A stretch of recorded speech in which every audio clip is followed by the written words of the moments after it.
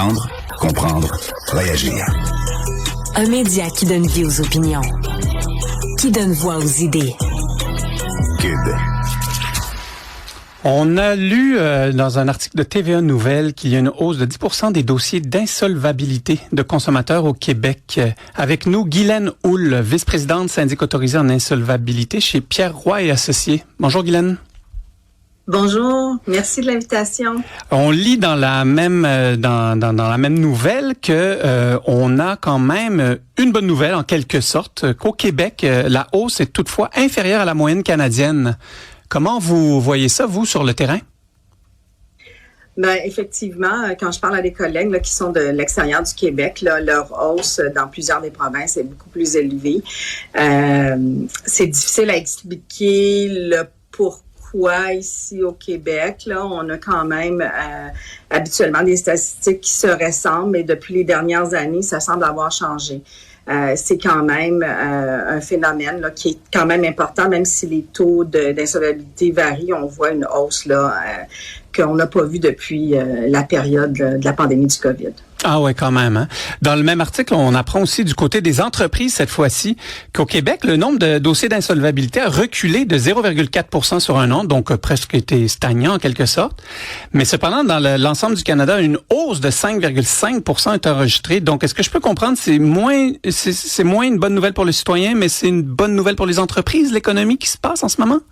Ça semble être ça. Je pense que occasionnellement, ces données sont quand même faussées parce que ça ne reflète que les statistiques au niveau des compagnies qui ont posé un geste, dans le fond, au niveau de l'insolvabilité. Donc, si un commerce ferme, une entreprise ferme, bien évidemment, ça n'apparaît pas dans les statistiques. Je vous dirais que probablement notre taux est égal si tout le monde là aurait posé un geste là en vertu de l'insolvabilité. Mais il est vrai que on a vu une baisse là, ou du moins on a maintenu ce qu'on avait là à titre d'insolvabilité commerciale.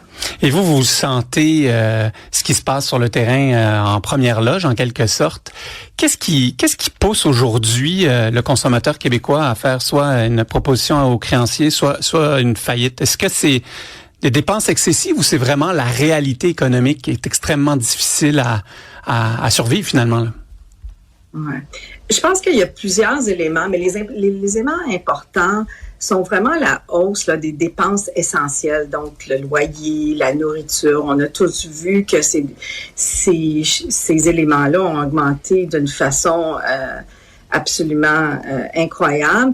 Et ce qui fait en sorte que, particulièrement pour les ménages qui sont à faible revenu ou revenu moyen, ben, doivent dépenser plus pour les dépenses essentielles, ce qui fait en sorte que ça en laisse moins pour payer les dettes que tu peux avoir accumulées. On a un taux d'endettement qui est quand même très élevé. Au Québec et au Canada, là, on ne se différencie pas des autres provinces.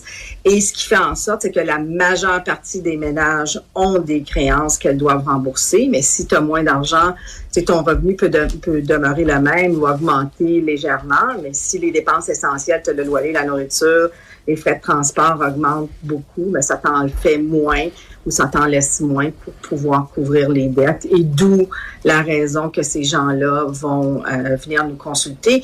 Bien souvent, surtout pour les ménages à faible revenu, on voit qu'ils ont zéro capacité de rembourser leurs créanciers. Et les créanciers, est-ce qu'ils sont moins patients, plus patients aujourd'hui? Est-ce qu'il y en a certains qui comprennent un peu la situation ou aucunement? Je pense que les créanciers comprennent la situation, mais ils ne sont pas nécessairement prêts à attendre. Là. Ils vont attendre quelques mois, mais la problématique, c'est que pour tous ces types de créanciers-là, puis on peut parler particulièrement des cartes de crédit, la dette ne fait qu'augmenter. Si on parle d'un taux d'intérêt moyen de 18, 19, 20%, tu manques un paiement mensuel, ta dette va augmenter rapidement, et c'est là que les débiteurs ou les personnes, les ménages ont de la difficulté à rembourser. Là. C'est vraiment une fin de non-recevoir. Si tu n'es pas capable de maintenir tes paiements, ça va être excessivement difficile pour toi de te rattraper.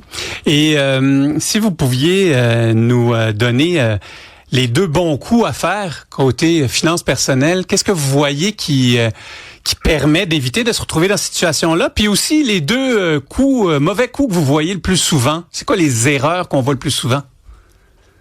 Bon, on va commencer par l'aspect plutôt négatif. Les erreurs, évidemment, c'est de réemprunter pour payer des dettes qu'on a déjà. C'est d'aller chercher une nouvelle carte de crédit ou de ou d'aller chercher des micro-prêts. Et ça, c'est excessivement dommageable là, pour la situation financière. Et je vous dirais, l'autre élément, le mauvais coup, c'est de ne pas faire de budget puis de se décourager. Le bon coup, c'est justement de faire un budget, de dire, OK, j'ai besoin de tant de sommes d'argent pour payer mes besoins essentiels qui sont le loyer, la nourriture et évidemment le transport. Et ce qui va rester, c'est avec ça que je vais pouvoir manipuler toutes les autres dépenses que j'ai besoin de faire. Puis, on espère être en mesure de rembourser ses créanciers. Donc, la préparation d'un budget qui va au moins nous dire quels sont nos besoins essentiels, comment on va les payer et qu'est-ce qui va nous rester au bout de tout ça, c'est ce qui est le plus important. C'est vraiment une période économique assez complexe, beaucoup d'incertitudes, on le sait. Est-ce que vous voyez aussi des personnes qui vous approchent avant de faire quoi que ce soit, mais juste en prévision d'une autre tuile qui débarquerait de nulle part? Oui, je vous dirais qu'il y a des craintes au niveau des emplois. Il y a des gens qui sentent que possiblement, il pourrait y avoir des pertes d'emploi, des mises à pied temporaires. Ça pourrait être des mises à pied à temps plein, mais au début, des mises à pied temporaires, ils vont nous consulter. Mais les gens n'agissent pas nécessairement en prévoyance lorsqu'ils viennent nous rencontrer. Ils vont possiblement venir nous rencontrer, penser un peu à tout ça, mais ne porteront pas des gestes avec nous en prévoyance. Ils vont attendre vraiment que le moment arrive, la perte d'emploi. Ouais, c'est compréhensible d'une certaine manière. Hein. On espère jusqu'à la dernière seconde et puis à un moment donné, on est trop le nez dans le mur et puis il faut agir. Merci énormément, Guylaine Houle. On espère se reparler, mais pour des bonnes nouvelles. On l'espère. Merci beaucoup. Bonne journée.